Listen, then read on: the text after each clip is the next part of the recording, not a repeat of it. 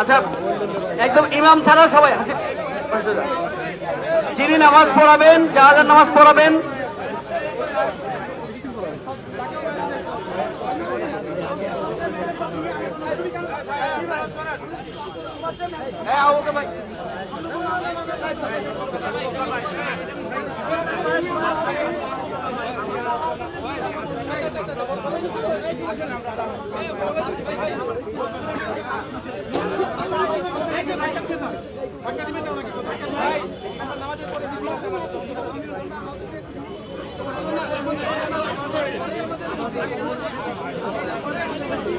আমরা কিছুক্ষণের মধ্যে জানাজা নামাজ শুরু করব। আমরা জানাজা নামাজের শেষে আমরা কথা বলবো, কারণ আমাদের এখনই জানাজা নামাজ শুরু হবে।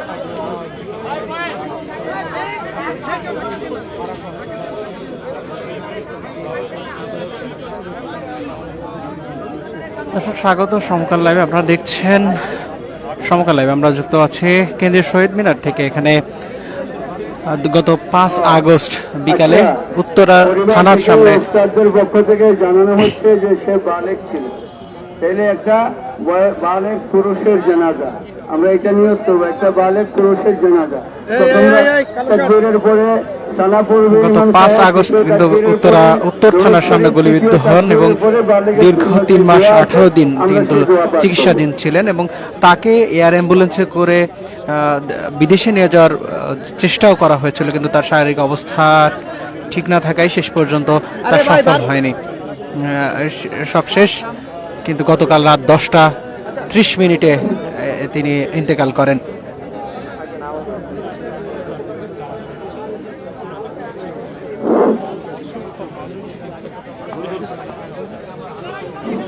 জানাজার জন্য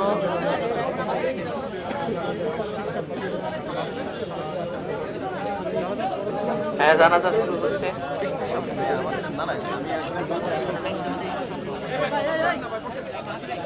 আল্লাহু আকবার।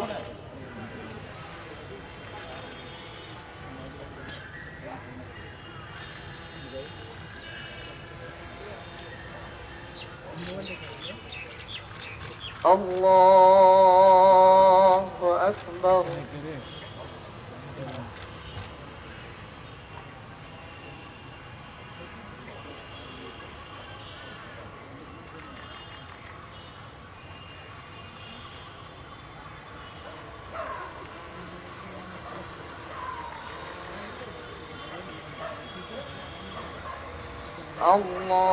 আল্লাহু আকবার।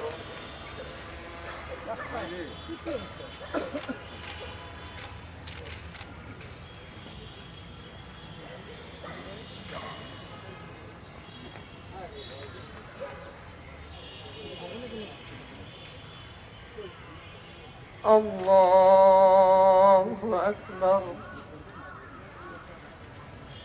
আসসালামু আলাইকুম ওয়া রাহমাতুল্লাহ। আসসালামু আলাইকুম ওয়া রাহমাতুল্লাহ।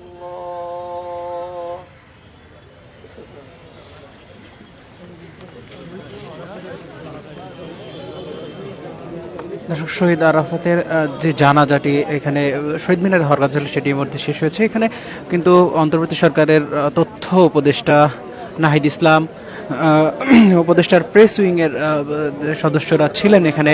এখানে ছাড়াও যে ছাত্র আন্দোলনের নেতৃত্বদানকারী যে নেতারা ছিলেন, এছাড়াও অন্যান্য ছাত্র সংগঠনের পক্ষ থেকেও এখানে শিক্ষার্থীরা এসেছিলেন, সেটি আপনাদেরকে দেখানোর চেষ্টা করছি।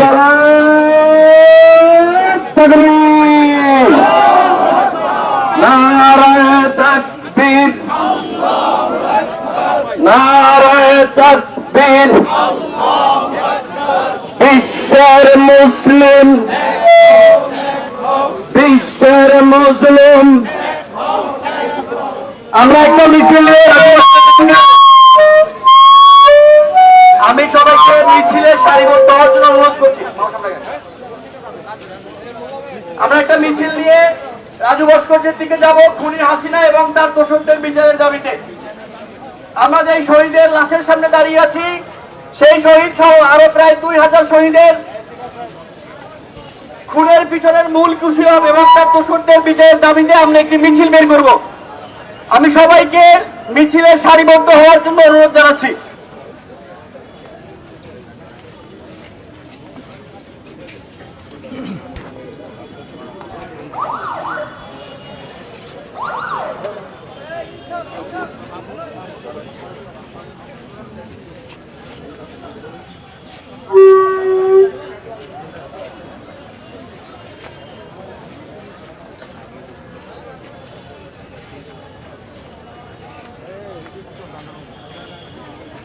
সবাইকে মিছিলে